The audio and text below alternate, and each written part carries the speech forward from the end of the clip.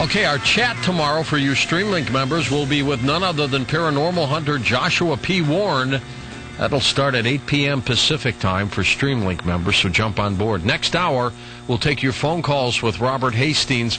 And also, if for some reason you want to talk about your military experience and what you might have seen, check in with us as well.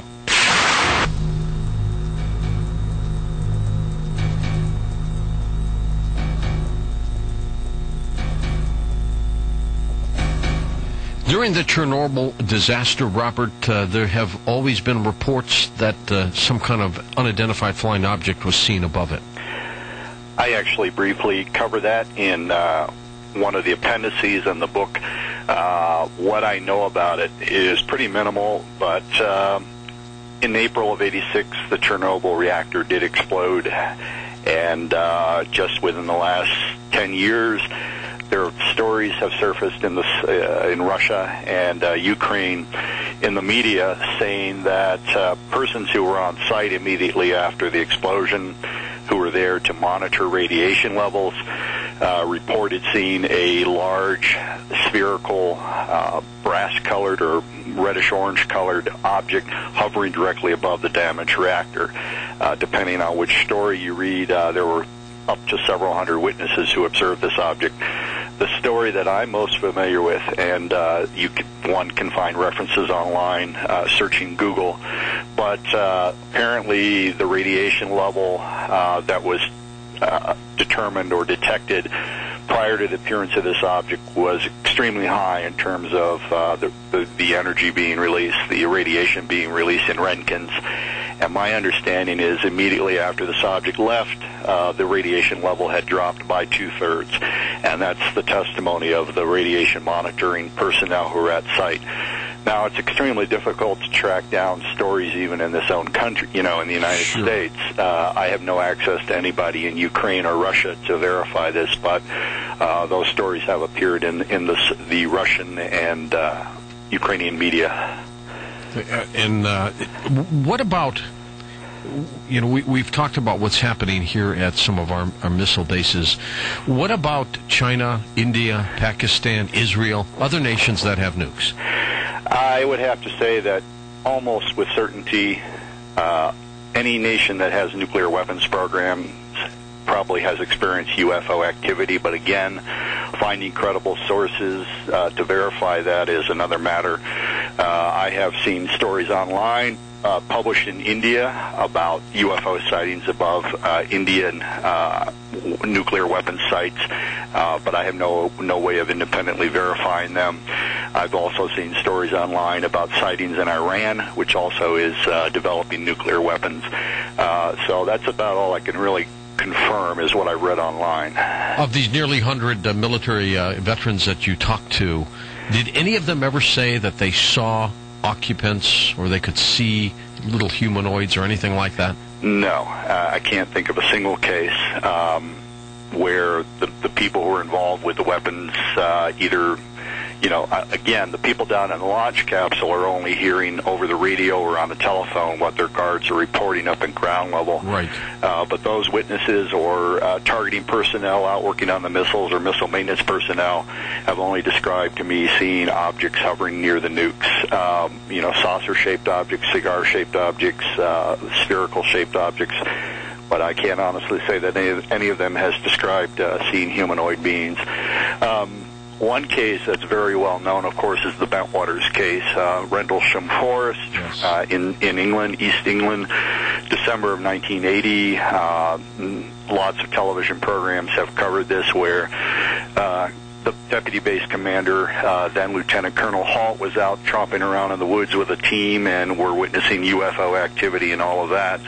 In my book, I've devoted a full chapter to that, and part of that case that's not widely covered is there was on base a weapons storage area that held tactical nuclear weapons. Had we gone to war with the Soviet Union, the plan was to rush F-16s from Nellis Air Force Base to England to pick up these nuclear bombs and take them to the battlefields in Europe to attempt to blunt the Soviet thrust. And the Air Force will not admit to any of that, but I've got several retired Air Force people telling me that that was the case. In any event, during that week, over at least 2 or 3 days, personnel guards at the weapons storage area were reporting UFOs right at the nuclear weapons site. Colonel Halt, as early as 1991, said that he heard on the radio when he was out in the woods that one of the UFOs was near the weapons storage area and sending down beams of light into or near it, laser-like beams. I have yet to find a guard who was at the site who saw the beams of light, but a number of them have reported seeing objects in the air quite near the weapons storage area. I always have a standard question. I ask my witnesses, if you held a dime out at arm's length, is what you saw about that size, larger, smaller?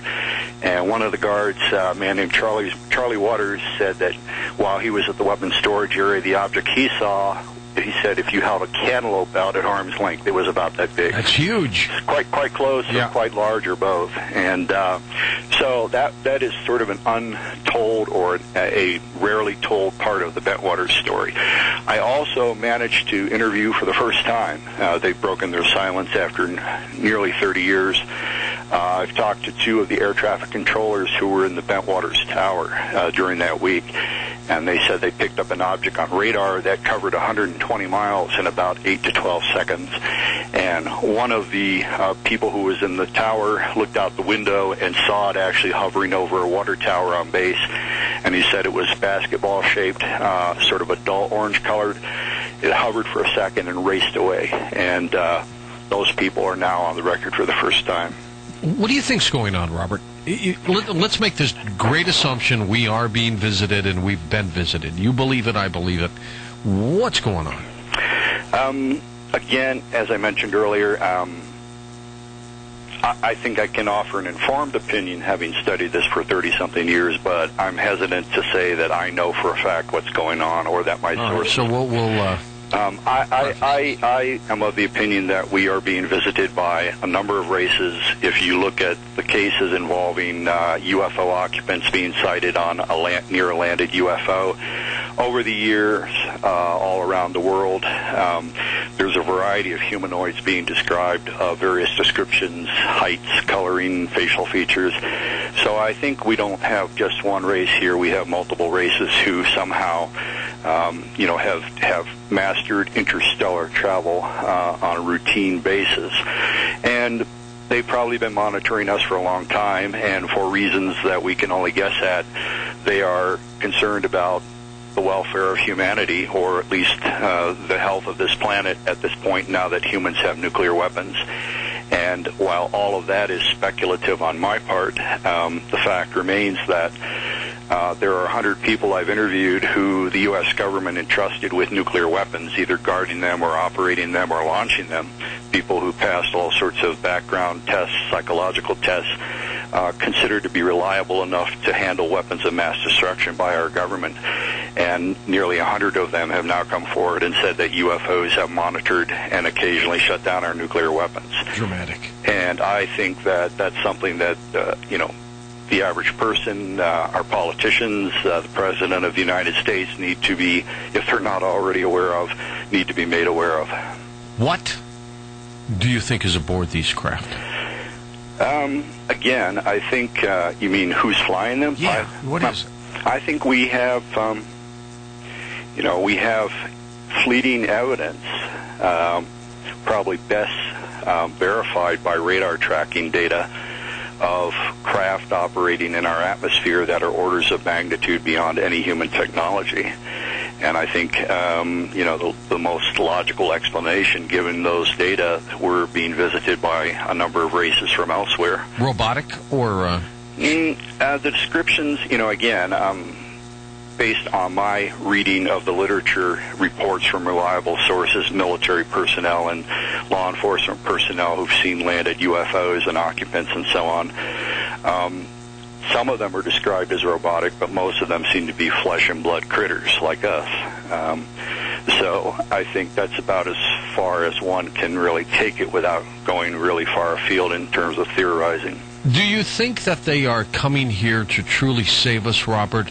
Or perhaps some kind of nuclear explosion could affect them? Oh, I think that's entirely possible as well. And, you know, the point I make in my lectures is if we do have multiple races here, then the probability is that we have multiple agendas. There's no guarantee that they're all working together. Some of them may even not have humans' interests at heart. And, you know, so we can't guarantee that we don't need to keep our guard up as to what this all means.